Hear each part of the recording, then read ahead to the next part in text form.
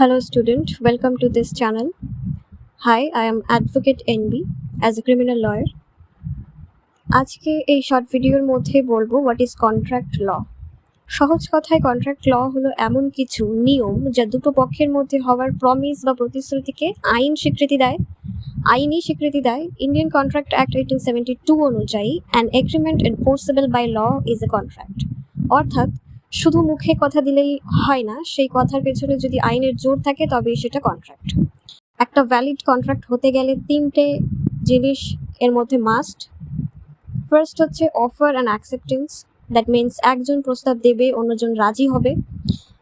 Second হচ্ছে consideration, তার মানে হচ্ছে কিছু দেওয়া নেওয়ার ব্যাপার থাকতে হবে, যেটা টাকা হতে পারে বা কোনো সার্ভিস হতে পারে, কোনো প্রোডাক্ট হতে পারে। এবং নাম্বার 3 অ্যান্ড লাস্ট, সেটা হচ্ছে লিগ্যাল ইন্টেনশন, আপনাদের উদ্দেশ্য যেন আইনি হয়, কোনো ইলিগাল কাজ নয়, রাইট?